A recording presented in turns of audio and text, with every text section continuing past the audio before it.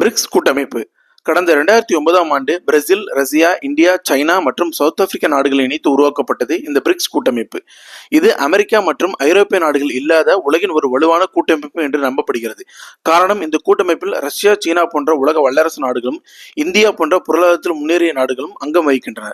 அது மட்டுமல்லாமல் Ethiopia, Egypt, Indonesia, Iran மற்றும் ஐக்கிய அரபு அமீரகம் போன்ற நாடுகளும் இந்த கூட்டமைப்பில் தங்களை இணைத்துக் கொண்டுள்ளன. 2025ஆம் ஆண்டிற்கான பிரிக்ஸ் நாடுகளின் மாநாடு கடந்த ஜூலை 6 மற்றும் 7ஆம் தேதிகளில் பிரேசில் நாட்டில் நடைபெற்றது. இதில் இந்திய பிரதமர் திரு நரேந்திர மோடி உட்பட பல நாடுகளின் முக்கிய தலைவர்கள் பங்கேற்றனர்.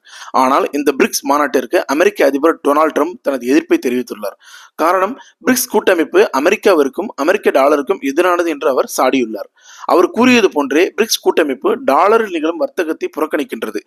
அமெரிக்க டாலருக்கு பதிலாக பிரிக்ஸ் மணி என்ற புதிய கரன்சியை உருவாக்கும் நோக்கிலும் உள்ளது.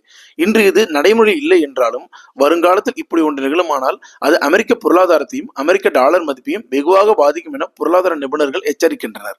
அதனால் இது போன்ற நடவடிக்கைகளை தடுக்க டொனால்ட் ட்ரம்ப் அவர்கள் பிரிக்ஸ் நாடுகளின் அமெரிக்க எதிர்ப்பு கொள்கைகளுடன் தங்களை இணைத்துக் கொள்ளும் எந்த ஒரு நாட்டிற்கும் கூடுதலாக வரி விதிக்கப்படும் என்று, இந்த கொள்கைக்கு எவ்வித விதிவிலக்கும் இல்லை என்றும் திட்டவட்டமாக கூறியுள்ளார்.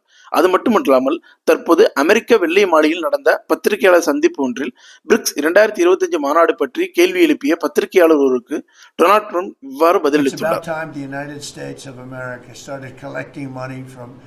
countries that were ripping us off and laughing behind our back at how stupid we were.